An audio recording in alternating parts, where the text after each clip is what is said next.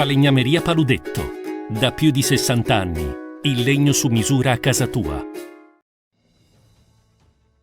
TG Plus News edizione di Venezia, buonasera. Apriamo il nostro notiziario con la cronaca.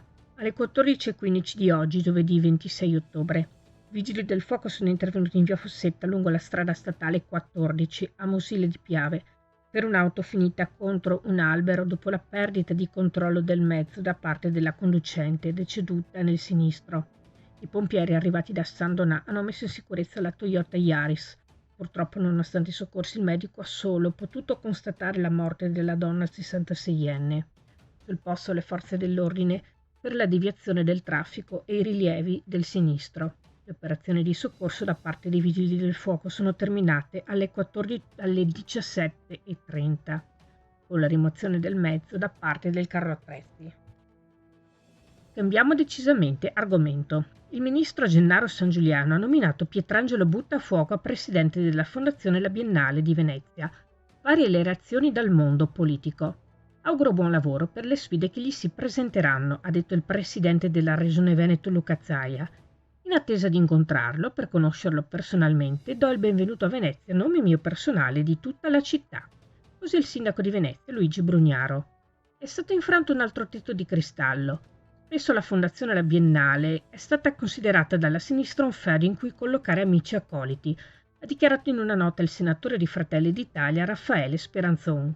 La Biennale non può essere ridotta a uno scalpo, ne va del prestigio suo e dell'Italia, chiosa Piero Fassino, deputato PD. È la più importante istituzione culturale del paese, il suo profilo di autonomia e indipendenza va tutelato e valorizzato, ha dichiarato il segretario regionale PD Andrea Martella. La cultura non è terra di conquista, secondo Rachele Scarpa, deputata PD. Parliamo di sanità. Il laboratorio analisi dell'ospedale dell'Angelo apre le porte alla cittadinanza. Il primario, i medici, i tecnici e gli operatori faranno da ciceroni tra il 2 e l'11 novembre. È stato anche realizzato e pubblicato un video pensato come introduzione alla visita.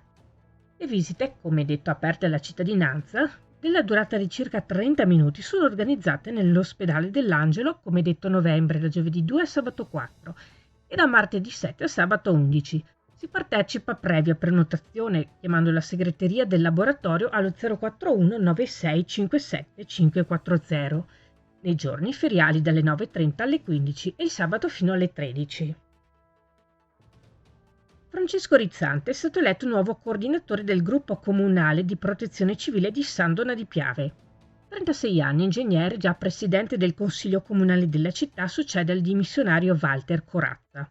Durante l'assemblea straordinaria tenutasi mercoledì sera presso la sala consiliare sono stati eletti anche il nuovo e vice coordinatore Fabrizio Bergamo, colonna del gruppo sandonatese, e il nuovo consiglio direttivo composto da 6 membri: Anna Gloria Moratti, Riccardo Bohem, Stefano Urban, Loris Smagnotto, Claudio Moro e Alessandro Tonetto. E si chiude qui il nostro notiziario. Grazie per averci seguiti. Arrivederci.